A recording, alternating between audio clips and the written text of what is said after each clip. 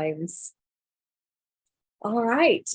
Just so you know, today is November 16th. We are happy to have you with us. We are all up here very excited about a little break next week for Thanksgiving, and I'm sure you all are as well. We're going to take a little time today. Really, our focus today would be what can we spend RSA funding with. But we wanted to make sure we had a few reminders out there just so that you have those at your disposal. As always, my name is Melissa Algrim. I'm the Director of Reading Sufficiency, and I'm joined today by my colleague, Megan Ashbaugh, who is our Early Literacy Specialist over our Oklahoma Science of Reading Academies. We have some of our other colleagues that are usually here. Brenda and Sharon both had other obligations today, so we're unable to be here, but Megan is going to man the chat and help us out. Thank you so much for everybody who is already signing in on the chat, just so we have an idea of who has joined us, and it kind of helps us kind of keep track of which districts are being able to come or which ones we might need to reach out that might not be getting the information that we are putting out there.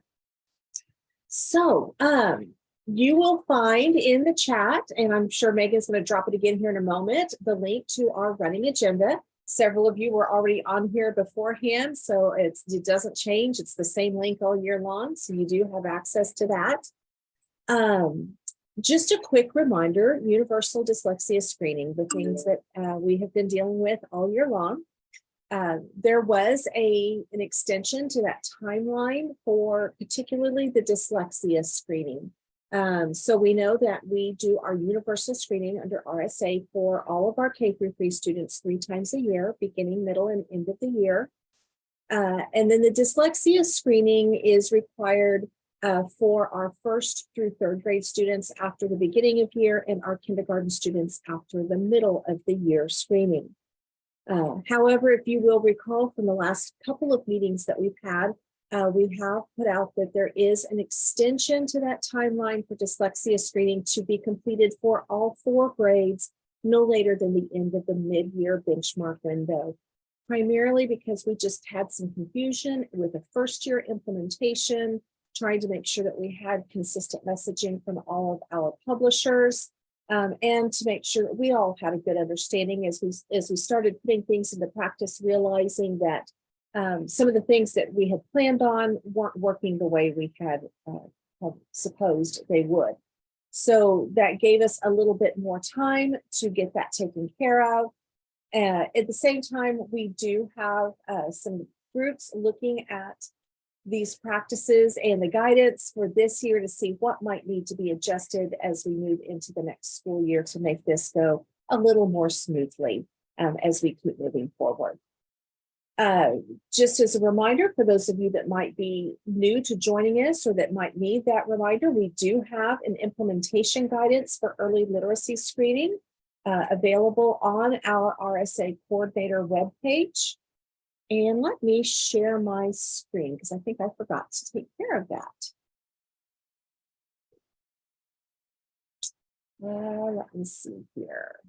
There we go. Okay, so we should be saying, Megan, can you confirm, are you able to see the agenda right now? Yes, I can see it. Thank you. All right, so if we go over to our RSA coordinator webpage, again, you'll remember that we have all of our links to past meeting recordings and future dates right up here at the very top. But under our early literacy screening is our implementation guidance. Now that things have settled down for a lot of you, this would be a really good time to go over this implementation guidance as we're moving forward into the next year. If you have questions, to certainly ask about those. This is dealing with just how do we screen for students in early literacy for any reading difficulties, including characteristics of dyslexia. So it's talking a little bit about what MTSS or multi-tiered systems of support looks like, how we identify the needs of specific students, what is in the legislation that we need to make sure that we are aware of for both universal screening as well as screening for characteristics of dyslexia, what accommodations and special situations might look like, And then some resources towards the back, such as a one-page timeline. Again, don't forget, we just said that there was an extension that was granted for this year. As well as the last several pages would be strategies for family support. One of the things that we are getting a lot of questions about from families in the field, especially this year, as there's a heightened awareness, is they just don't know what to do to help their students. And they're really looking to us at the schools to help guide them for what can we do beyond just reading, because they've been reading to their kids a lot of times, and they're still not making the progress that they can see. So these are in specific areas. So like, for example, if you have a student that you've identified that they are having difficulty in the area of phonemic awareness, there are some specific activities that you can provide to the family to say, do these things to help provide that ongoing practice for your student. Obviously, we would not recommend that you just print all of these pages and hand them out to parents and say, here, pick one. We want to be strategic about what strategies we would provide to the parents that match the needs of their children. Okay. Also remember that on this RSA coordinator page, we do have screener-specific technical guidance for our universal screeners that provide information about the screener, what's being assessed at each grade level, any allowable accommodations. Remember that accommodations are those things that we can do to make the information accessible to students, and it does not affect the outcomes of the assessment. Modifications would be things that we provide that do affect the outcomes. So there are, in some cases on some of our assessments, some accommodations that do not affect the outcomes based on that assessment that are allowable, but that same accommodation may not be allowable on a different assessment. So we do recommend to make sure that you look at this. These accommodations come from the vendors based off of their research. So if they're the ones saying that an accommodation does have an effect for the validity of the test, then that's coming from their information. That's not a determination that we made. We did try to pay close attention to timing, because that's the question that we get asked most often. In some cases, it's perfectly fine to allow a student additional time. In other cases, it does address the validity of the test, and so it's not an allowable accommodation. Okay. All right, and then finally on the universal screener technical guidance, you'll recall that we have our benchmark numbers that say if the student is on grade level or meeting that grade level target at benchmark, or what their level of need. This is below, somewhat below, or very well below, needing some very intensive intervention if they're in this light blue mark. Also, on the universal or the dyslexia screening, you'll notice that we have 4 of our assessments that do require the past. Most of our assessments do also for dyslexia have an additional subtest. So you will want to make sure you're looking at this screening assessment guidance to know exactly what subtest needs to be given. If you already done the dyslexia screening in the beginning of year and you realized, oh my goodness, we forgot a subtest. We didn't realize we had to do the RAN, or we didn't know we had to do the PAST with this. What we would recommend is then take and give that subtest in the middle of the year, so you at least have some data to start, and your teachers have had practice giving all of the components of that assessment for this year. We know this year is a learning year. So just that reminder, and again, that you'll notice it says that technical support for screening for characteristics of dyslexia. If the past is required for a supplement, we have noted that on the front cover, as well as right here to explain what's going on and why we would need that. And then what we've done, what looks a little different on the dyslexia screening guidance as opposed to the universal screening guidance, is that this is taken by grade level. And at the bottom of each of these grade level pages, when there are multiple scores to have to be considered, we have put this box down here to help think about how we would match those numbers together. There is just not, in most cases, going to be a single number or indicator that says at risk for dyslexia. It's going to have to consider multiple factors. And so we've tried to give some guidance there for what should that risk level be. Okay. All right. And let's see, I know Megan has been putting the link to the RSA coordinator page, and she's also putting the link to the running agenda in the chat quite often. Forgive me, I've got a little bit of a cold today, so those always are fun when you're trying to talk.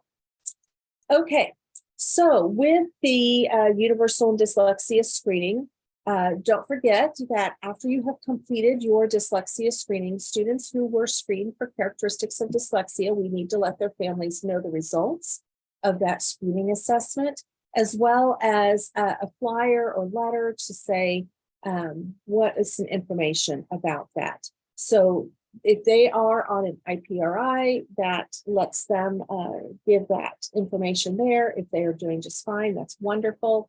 But this characteristics for dyslexia flyer, we have get attached on the RSA coordinator webpage, but there's also a link in this running agenda. And it's just a simple, what is dyslexia? What is the screening process? What are we doing as a school to help our kiddos? And what can families do to help? As well as what are some possible next steps? Please note that anywhere and everywhere that we have talked about screening for characteristics of dyslexia, we have stated is in as many ways as we can. This does not mean that this student automatically qualifies for special education. And in most cases, as we've talked about previously, these students will not ever qualify for special education, nor is it appropriate for them. What we're needing to do is making sure that we're giving that good instruction at the very beginning for our students. But we do want to make sure that parents know what their rights are and what that pathway looks like, should that be something that needs to be taken care of. Because in the legislation it says letter, and this is not in a letter format, it sometimes gets a little bit confusing. So we wanted to make sure that everyone was aware of what this looks like. It is really just a one-page front and back flyer that gives that explanation of what it is, what are some resources that parents can go to find out more information.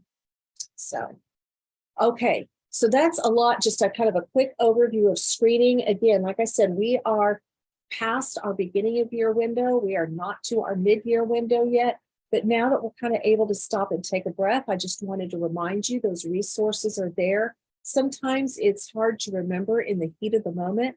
Hey, I want to sit down and kind of look through this. So this might be a good time to take care of that before we start with our mid-year screening to see if there's anything that might need to be tweaked a bit. So I'm going to take just a moment and see if I can't scan through the chat. Megan, help me out. Are there any questions here, even specifically that we're dealing with screening or anything about that? So we do have a few questions in the chat. I'm going to try and go in order of how they came in. So Lindsay is asking about the dyslexia screener. If a student does not benchmark in the middle of the year, but had previously benchmarked at the beginning of the year, do we give them a dyslexia screener in the middle of the year? Okay, I would use, if you were one of the districts that needed to delay your dyslexia screening to the mid-year window, use the most current score that you have to make that determination. So for example, if I have Joey at the beginning of year was at the 30th percentile, and by the mid-year, he's now at the 45th percentile. 45th percentile is above the grade level target. So we would use that number, not necessarily need that dyslexia screening. I will say if there is any question about whether we should give it or not, it's always a good idea just to err on the side of caution. It doesn't hurt to get some additional data. In most cases, is talking about one brief subtest in addition to. But again, that's at the district's discretion to make that decision. Okay. And also building on that, do we need to put a 4th/5th grader on an IPRI if they do not benchmark on our screener, but did not live in Oklahoma during 3rd grade testing? That would be a district decision as well. They do not fall under RSA because they were not here for 3rd grade. And so they were not promoted with probation for fourth grade. So if you are a district that that extends that screening to fourth and fifth grade, and they're catching a kiddo, you can certainly give them intervention. It's good to document anything like that, but it's not a requirement under state law. All right, next we have Julie. She is asking, what is meant by notify parents if their child is at risk for dyslexia? Does that mean a face-to-face meeting? Okay, it does not specify anywhere that this has to be a face-to-face meeting. It means that we need to communicate the results of that screening. So that could be through a letter, that could be through a phone call, an email, or it could be through an in-person meeting, again, determined by what the district desires. All right. The next question we have is there an Oklahoma dyslexia cut line, or do we use the vendor cut line? Okay, I'm not quite sure what we mean by cut line for dyslexia. We did specify there is not a single score that will indicate if your student is at risk for dyslexia. It doesn't exist. So you're going to need to look at the different subtests within that, but that's what those screening technical guidances that we set out, and that shows the risk factor when we are looking at whichever one of the 7 screening assessments that you're using, so that you can consider the vendor. Oklahoma hasn't done their own research. We haven't done a huge research study for this. We are using what the vendors have said. So now there was one of the reasons that we did have some confusion at the very beginning is we did need to clarify with the vendors. They had some confusion about what was in the law. They were under the impression we had changed the law. We had not. So I'm well aware we've got a couple of vendors out there that have made that claim, but they needed some reminder that these are the things. For example, it is a requirement in the law that we all have to assess our students on the rapid automatized naming that ran as a critical part for that screening. So it has to be a part of that. But as far as where those scores are, that is set by the vendors that when we indicate that risk level. We have a question from Jacob. What grades need to use a dyslexia screener? And you may have already covered that. So for all students in grades K through 3, they need to be screened for characteristics of dyslexia once a year. Beyond 3rd grade, it would be at the discretion of if it's a parent request, a teacher request, a speech language pathologist, multiple people that could request a screening beyond 3rd grade. And that would be the case, but that would be on a case-by-case basis for all students. It's grades K through 3, just like it's under RSA. If students qualify for a reading plan with the district's main screener, can they be removed at the end of the year by meeting benchmark on a different screener if they do not meet the RSA criteria on the OSTP? Okay, so there's removal and then there's promotion to 4th grade. So let's talk about promotion to 4th grade first, because that one's a little more clear cut. Promotion to 4th grade means that a student, and that's this pathway to a student who meets the end of year 3rd grade target on any of the approved screening assessments is eligible for promotion to 4th grade. Okay, so it might be that as a district, we use STAR reading assessment. That seems to be a very popular one. But for some reason, a student has also been given a different assessment, let's say Acadians, and they demonstrate that they're above the 40th percentile for the end of year 3rd grade, meeting that grade level target on Acadians, but not on STAR. That student is still eligible for promotion to 4th grade. Now, as far as coming off of a plan, this is where we've talked about database decision-making roles. What is it that as a district that you are confident that this student is able to move forward without the additional support that's been provided? So a word of caution, and what we see often is we might have a student that, let's say they're at the 35th percentile, and then they are at the 41st percentile. So the district takes them off. And then the next thing you know, they're back at the 35th percentile again, because their scores were just not really solid yet. What we would recommend is that they have some consistent data points above that target and that we wean them off of interventions rather than completely take them off cold turkey. So for example, if a student is getting 15 minutes a day for 3 days a week, maybe try to wean them down to 2 days a week for a week or so. Or even if you do take them off, to continue to monitor their progress for a couple of weeks afterwards to make sure that they have not, their supports have not been removed too quickly. It's kind of like when you break your leg and you first take that cast off. If you take it off too quickly or too soon, you're going to have somebody who's going to stumble around. They still need some supports. It might just need a little bit of crutches to help them out for a little bit, just to give them that additional support. So kind of keep that in mind as well. So when a student comes off of a plan in K through 3, so again, we're not talking about promotion, we're talking about not receiving intervention supports, that's going to need to depend on more than just a single score. That really needs to be, as a district, decide what is it that's going to help that student. And that might not be the same for every single student. But it's a very smart idea as a district to have some decision-making rules of when will we take these kiddos off of an intervention. You know, are we going to look for maybe 3 consecutive data points that are above the 40th percentile, or we want to make sure that we're seeing that growth, those types of things. The other thing that I did want to throw out there too is please, please, please keep in mind, screening assessments are supposed to be a very quick, very broad assessment. They're very good at what they're designed to do. And what they're designed to do is predict risk for students. What they are not good at is determining mastery or even necessarily pinpointing exact areas of need. Sometimes we need to go a little further for that. So I get really concerned when I have a district that is telling me that they're giving more than one type of screening assessment, because what you're doing then is you're really throwing some money and time resources away on something that's not giving you a ton of information.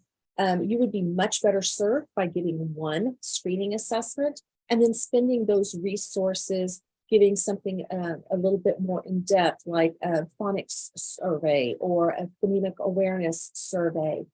Some of those more broad informal diagnostic assessments or monitoring that. So I would really question why we would need more than one screening assessment in a building, because they're not cheap, and although they are designed to be brief, they still take away instructional time. So just that word of caution as you're considering your programming, now that we're not in crisis mode with trying to get our beginning of year screening done, it might be something to think through as a building. So I'm going to keep on going a little bit, Megan, and if there's anything else that kind of comes up huge, just holler at me after we get to this next section, okay? It won't take long. Just to kind of give you a reminder, RSA reports, we had 3 reports that we did this fall. Remember that we do have that timeline on the RSA coordinator page that outlines the 4 different reports that are due for RSA. So there's the annual district reading plan. We did have 100% participation, which is required if you want any funding. That was due August 30th. We have reviewed all of those. The beginning of year report, and then the 3rd grade promotion retention report, which was due November 1st. So we're wrapping up our reporting season for the fall. There is not a mid-year report. This is a question that I get every year very frequently. There was many, many moons ago, but it no longer exists. It's not coming back, we hope.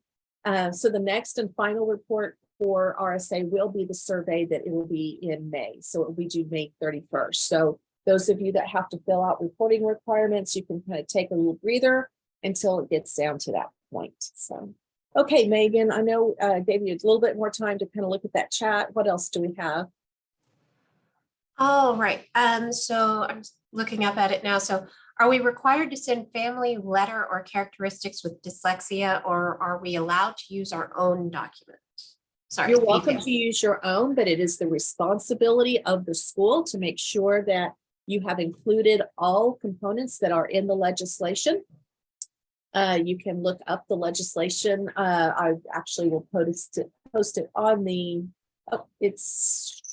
I'll post it on our running agenda after our meeting closes so that you'll have that link.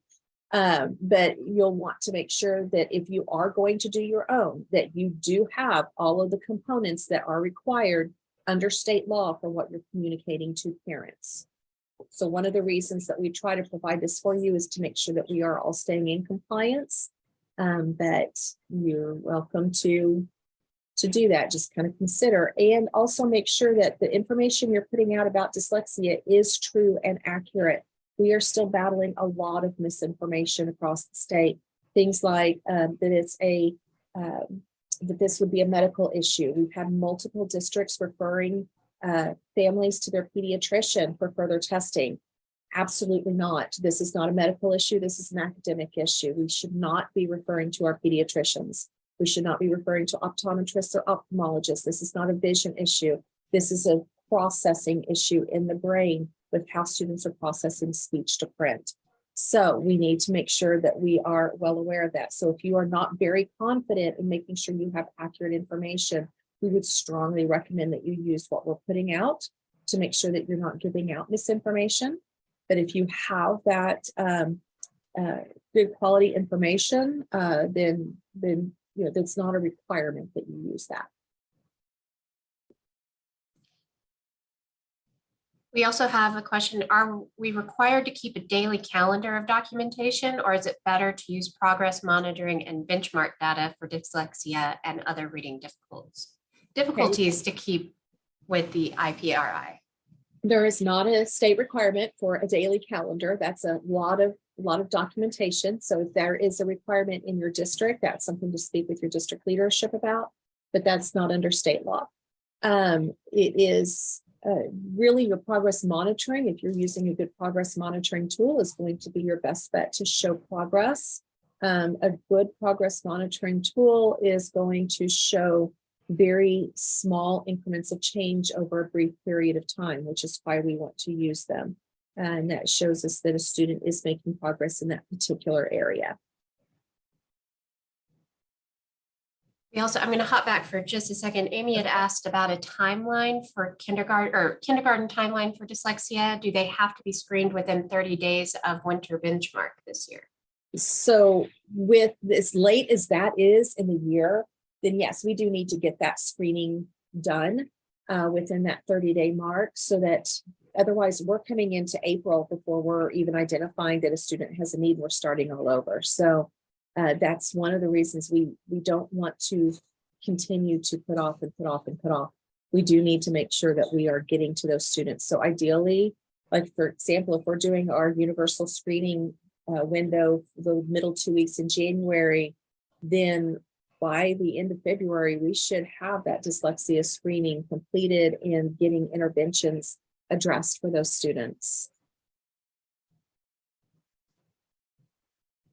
And so now we're down to the more recent questions. If a student already receives support for an identified reading and disability through an IEP, do we still need to notify parents that a student is at risk for dyslexia? Yes, there's not an exception in the legislation for students on an IEP, and an IEP might not have noticed that. And remember, we're talking about that at risk for characteristics of dyslexia, which means that that student is likely having difficulties with word recognition issues.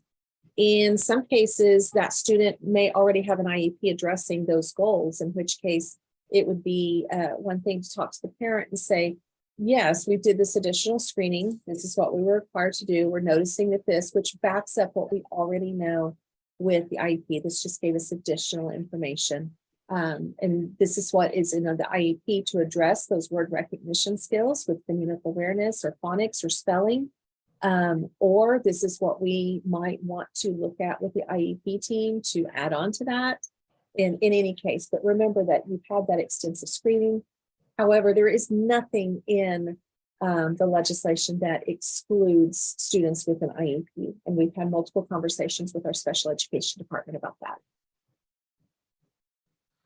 Virginia has a question in, and I think she was asking when we were talking about conversations with parents, are we supposed to show them the data from the testing of dyslexia? What do we tell them when they ask what's next for their child? So there's nothing secretive about the data. And you're certainly able to show that to parents. Parents often want to see it, but it's important that they understand what they're seeing too. There's, as far as when they say what's next, then what's next is we are going to make sure that we're providing good interventions, good evidence-based instruction for your student. And based off of this, we can see that your student is struggling in this area. Be very specific. They're struggling with blending and segmenting phonemes, or they're struggling with spelling patterns. They can hear the sounds fine, but they're not connecting it to print fine. And so here's the program that we have in hand, and that's what you've had to report on your reading plan for the last many, many years. Here's the evidence-based program that we have that will specifically address that.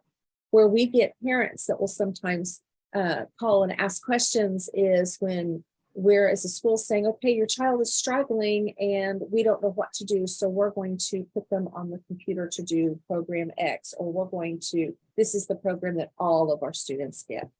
And our parents are becoming pretty knowledgeable. So if there's if it's a program that does not address the needs of a student, that's again something as a district that you're going to want to look at. What do we do for students that are showing difficulty with blending and segmenting phonemes? What do we do for students that are showing that they're having difficulty with attaching, knowing how to correctly spell those words? Okay, and what does the evidence say? Is that going to be helpful or not?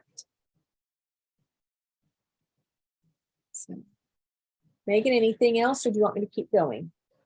One more before you keep going. When Okay. is the mid-year testing window? That'll be a quick one. Okay, so all testing windows are set by the districts, and those are identified in the reading plan that we approve.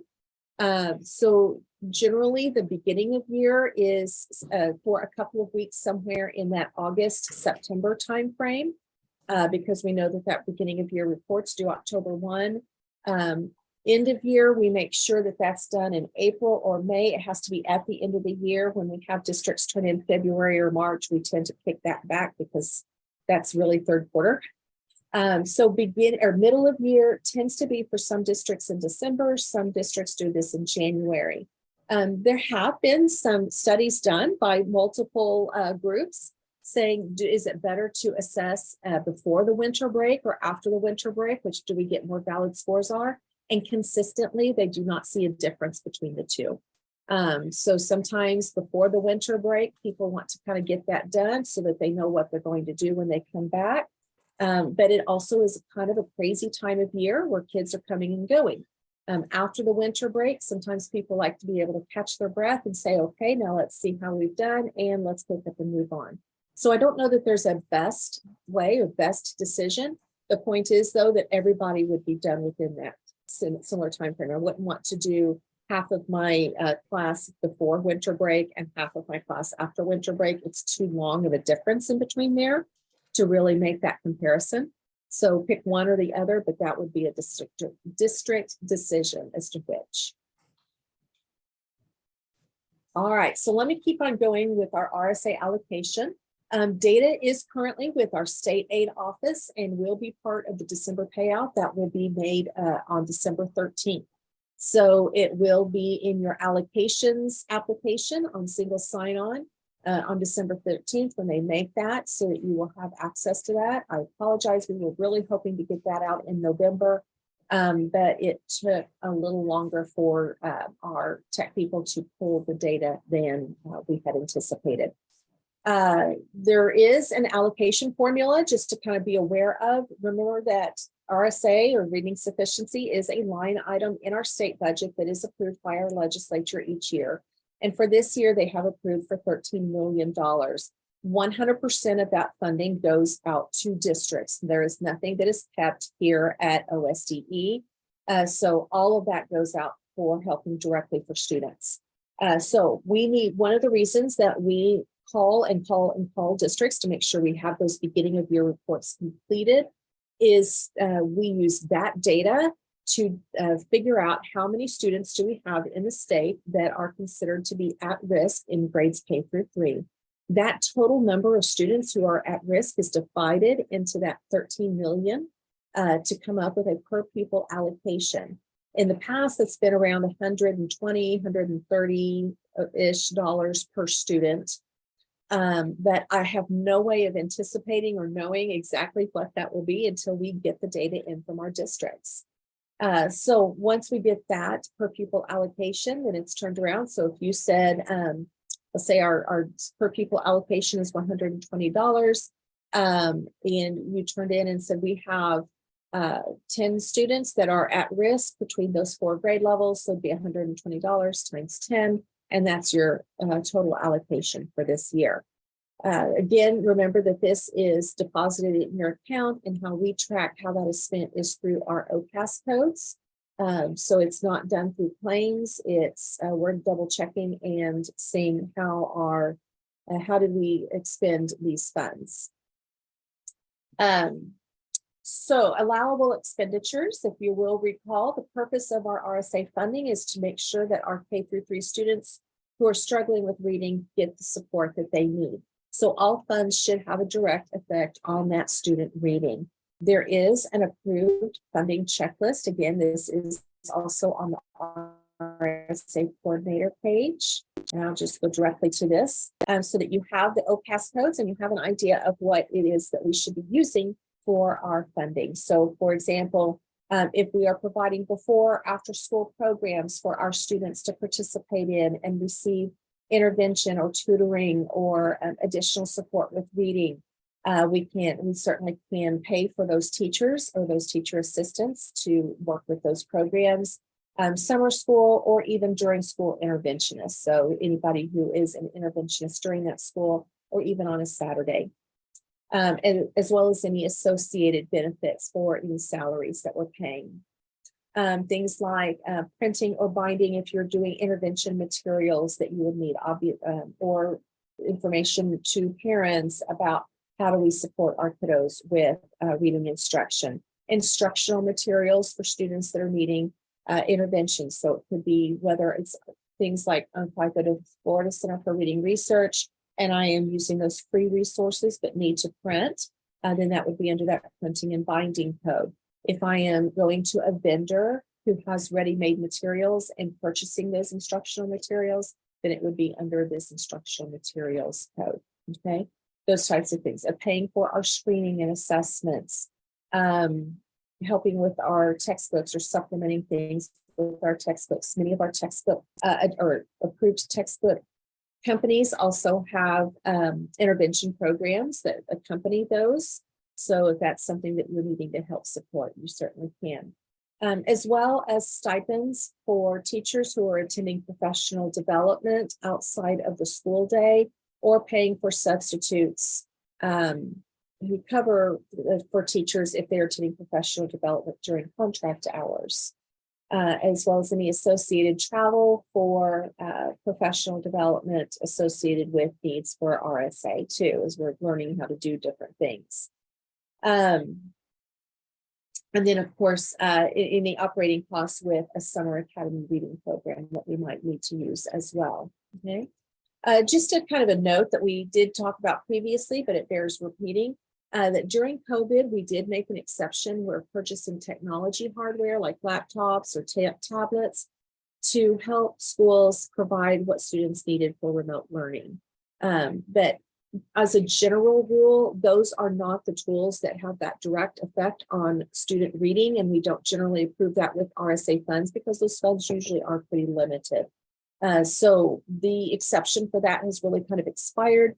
So technology hardware does need to be purchased with other funds that the school would have. So that's not really come up to be a big issue this year, but it does bear repeating sometimes because we did kind of get in that habit of getting those things that our students needed if we were not up to where we needed to be with getting those materials to students.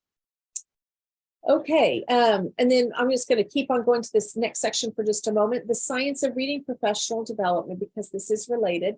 If you will remember, there was a new statutory requirement that started this year. You can find the reference right here if you're wanting to read the actual law. So that beginning this year, the districts that receive more than $2,500 in RSA funds need to spend at least 10% of those funds on professional development in the science of reading. There is a brief guidance document that you will find that just, again, explains what that means and what that includes. It can include registration for actual course, payment of substitutes, if during contract hours, stipends outside of contract hours, those types of things. It can also, lost my train of thought.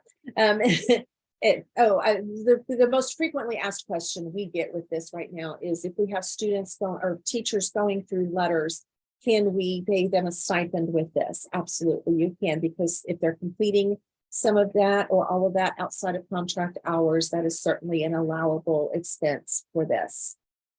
So that permits that. We do have on that RSA coordinator page. Let me get there real quick. About halfway down, there is a list on this. There is a table that's supposed to be here, and it'll show up here in a moment, of 50 different programs that have been reviewed and approved for this use. We are waiting on purchasing to release a request for information to be able to review and approve additional programs.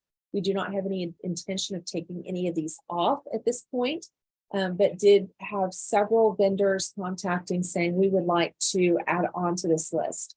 So keep in mind, there is not a training for the science of reading, because the science of reading is extremely vast. It's referring to 50 years of research over multiple areas. So it just plain doesn't exist.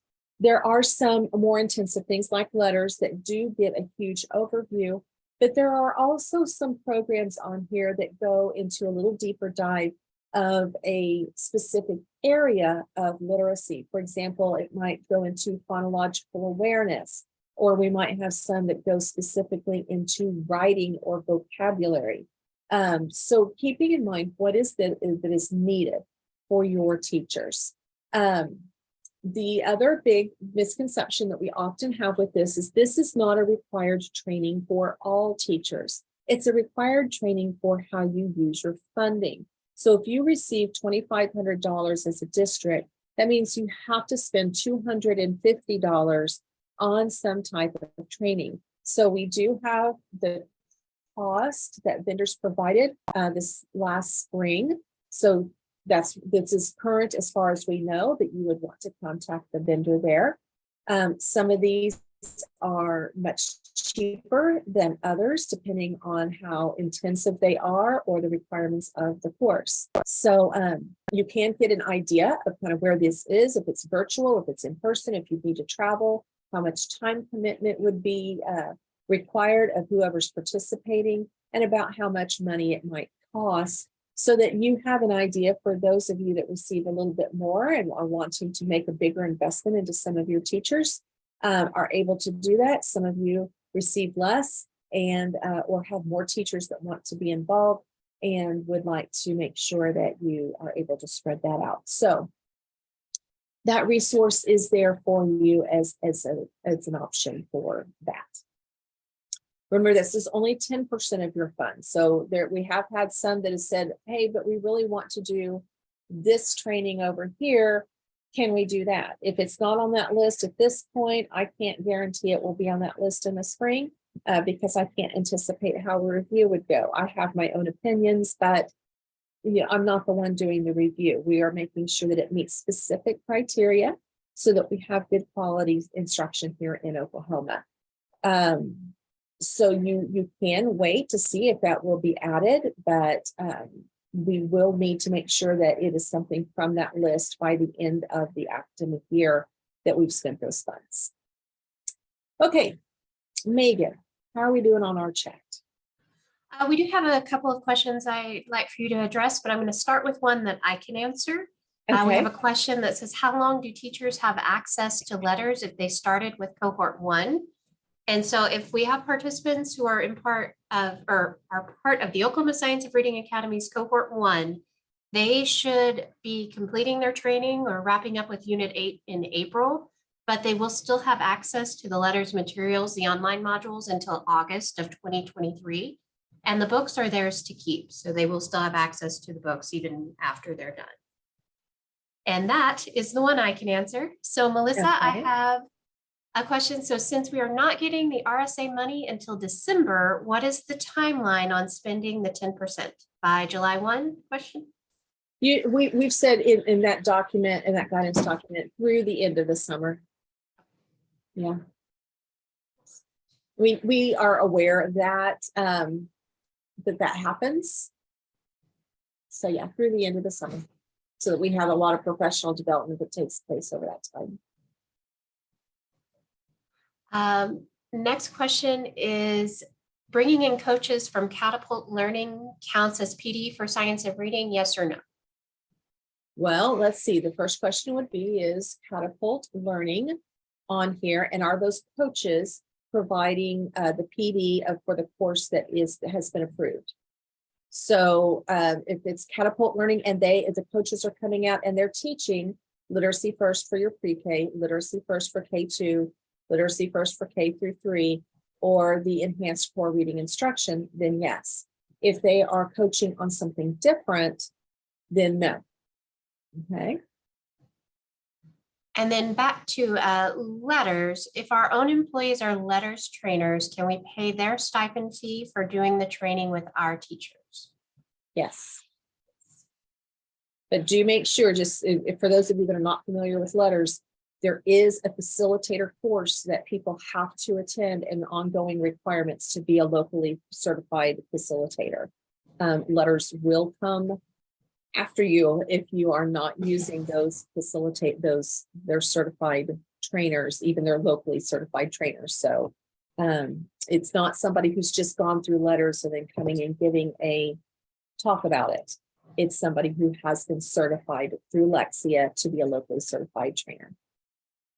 But absolutely, you should be able to compensate them for their time to deliver the PD, to prep for the PD, those types of things, and to support your teachers. That is certainly allowable under that. And then we have a question, is it allowable, or it's my understanding that printing copies of GL CFAs for OAS would be allowable. Is that correct? Okay, I'm going to see if I can translate the acronym. So grade level CFAs for the standards, common formative assessments. Yeah, I mean, if you're working on addressing how are you going to make sure that students are meeting their needs. Now, this is for your students who are struggling. If you're doing this as part of your core tier 1 instruction, you might think that this is really the best way that you're going to target your students who have those academic needs. It's kind of that gray area. I can see, yes, where that could be helpful, but others places where we want to make sure that we have that really targeted way of looking for our students who are struggling. Mm-hmm.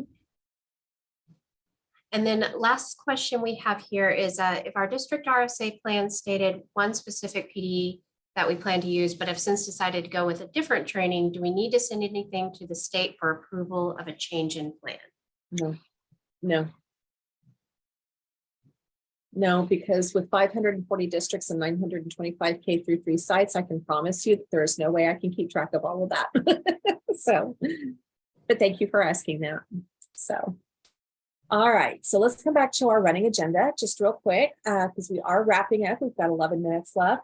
You know that I always like to leave you with some resources and being aware of any upcoming professional development. So resources, if you are not familiar with Reading Rockets, this is something that you need to be familiar with. This is a vast website that includes articles and videos on a variety of subjects for teachers, administrators, and families around reading. Louisa Motes, who is the primary author of Letters, is also really works hard with this, along with WETA out of Washington, D.C., as well as the Barksdale Institute, who was kind of helping with Mississippi and making sure that they had their vast turnaround. So this has been around for quite some time, just so that you're aware. But I did want to spotlight a couple of articles and resources because this is a vast website that you can easily drown in. So one is called Helping Struggling Readers. So if this is something that you're trying to figure out, what do I do with these kiddos? This is a nice brief article with associated video about what can we do to help our struggling readers. Margie Gillis, who's featured in this video, is also the author of Literacy How. Does a really nice job of explaining what's going on, and some good articles, not only for teachers, but also for parents that might be helpful. Some things that might be helpful for a literacy night or conference to be able to help point things out to your teachers and to your parents, as well as some different research briefs. So for those of you that really kind of get into why is this important? What do we look at? Some additional information there. So you'll see there's just tons of resources that they have put there. Also spotlighted on here, there's a video series that if you're trying to figure out what does intervention look like, what do I do when I'm working with a student? Linda Farrell from Read Stores has put together a video series that is featured here on Reading Rockets, where she sits down with a student just real quick and works one-on-one with them. And it gives you a quick snapshot of what she is looking for, because she talks through, here's what I've noticed, here's what I did, this is what I tried to do, and gives some good routines that can be done for a student to help them out. So working with somebody with letter names, blending sounds, all these types of things. So you'll see the different areas, again, focusing on K through 3. Okay. So again, just a couple of resources on this very vast website about what can be helppful, not only just as part of professional development for us as the professionals, but also ways to help our teachers or somebody to help give a colleague as they're trying to understand some of those different things. And then also, I was just made aware at a conference that I went to last week for the International Dyslexia Association, California, through their Comprehensive Literacy State Development Grant, put together a series of videos about dyslexia. And I have just started going through them, and they seem to be really very helpful. So just things about like, what's the science behind reading and dyslexia, or how do we support elementary students with dyslexia? This is kind of where I started, which was really helpful information just to kind of help me refresh what is it that we need to say. Just a kind of a quick word of warning, however, they do start off with an introduction to their California standards and their legislation. So please keep in mind that you will need to adjust to make sure that you're keeping in mind Oklahoma's requirements and legislation. So if they say something is required, it might not be the case in Oklahoma. So make that adjustment. But as far as how kids learn to read and how we address that, it's going to be the same, whether it's in Oklahoma, California, or any other state in the US. But again, another good series to kind of keep at to help out with the information as we're continuing to become learners ourselves. We did talk about this last time, but just a reminder as it's coming up is Oregon Teaching Instruction and Intervention. Has their annual reading symposium. It is all virtual. It is free. That will be featuring Emily Hanford. If you're not familiar with Emily, she is a journalist with APM Reports. She's kind of brought a lot of this conversation to light over the last 5 to 6 years with some of her documentaries. And she currently has a podcast going on right now that's interesting. If you like podcasts called Soul to Story, that you might want to check out and listen to. But this professional development opportunity, while the keynote is Emily, will have multiple other sessions to go and about reading, MTSS, dyslexia. So if you have that opportunity, they always put on a good conference that's virtual, and all sessions will be recorded. So while this is during the school day on Thursday, it's Pacific time. I gave the Central times right there so that we would have that. It's during their morning, so it's the middle of our day. But you can just sign up and register, and all of the sessions will be recorded and available. Or you don't even have to sign up and register. You can go to their website a few days after December 8th, and you can download any of those sessions that you want to listen to. So, all right, Megan, before we sign off, were there any last minute questions that we need to address? We do have just a couple, but I do want to ask, we were asked to share the link for the videos. Is that the video linked on the running agenda? Yes, the California videos right here, that link right there is, and let me just do this. To there. And we'll just put a link, and I'll try to even spell it correctly. There we go. So you can either go to the title or you can just type in the link. It's just a really long link. So I wanted to make sure that you could access it that way. So, and then anything else up here on Reading Rockets, if you can just Google Reading Rockets, it'll take you right to it. And within there, there is a nice handy little search tool that works well. You can either type that in, or these are direct links to those pages that I showed you. All right, and then we did have a question from Julie that wanted to be sure and ask. How do dyslexia requirements apply to EL students who have not received the 2 years of instruction as it applies to the RSA pathways? Okay, so at this time, EL students are not, again, not exempt from that screening. So we would, regardless of what their level of, or their length of time with instruction has been, because even with universal screening, we still do that. Please know that that is one of the areas that we are focusing some conversation around, to what suggestions might we need to change or make for changes to legislation around that. But as of right now, what we're having to follow is what is in legislation, which means that we still would assess our students that are receiving EL services. Can a portion of our RSA funds be used for AR books to grow our K-3 classroom libraries, not the school library?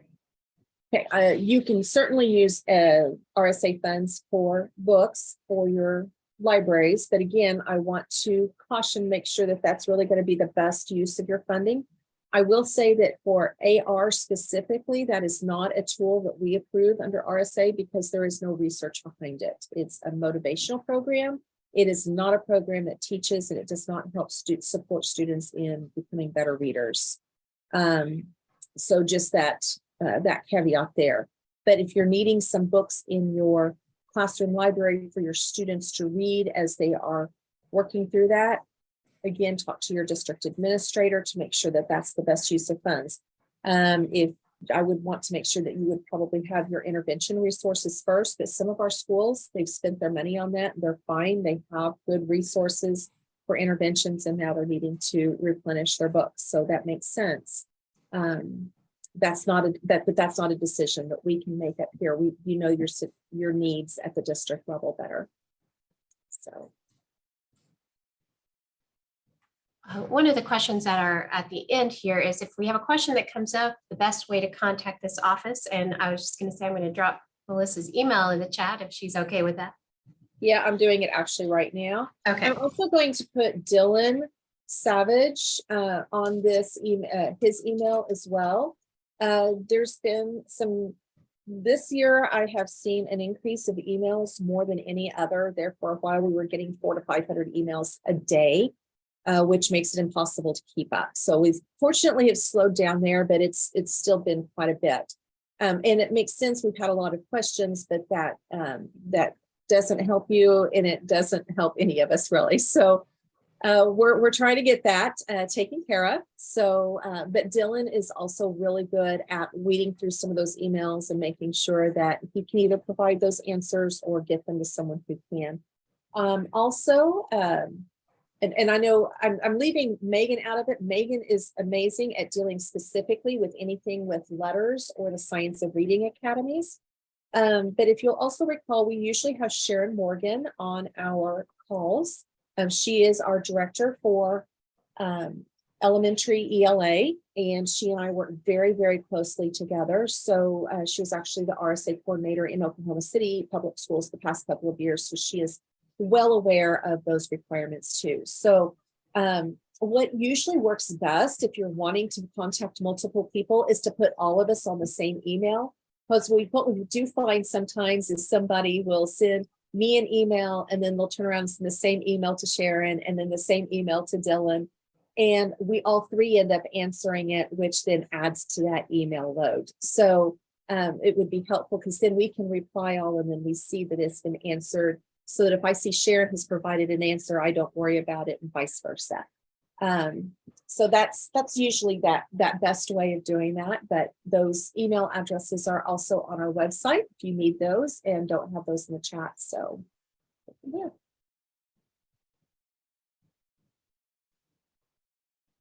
All right. I think that's about it. It's 3:01. I know a lot of you need to get out to start getting into car rider duty and getting kids out the door. We do appreciate it. We will go back through and we save this chat. If there's any questions that we've missed, we'll see what we can do about getting those answers out. And we appreciate your time, and everyone have a wonderful Thanksgiving and stay warm. So take care, everyone. Thank you.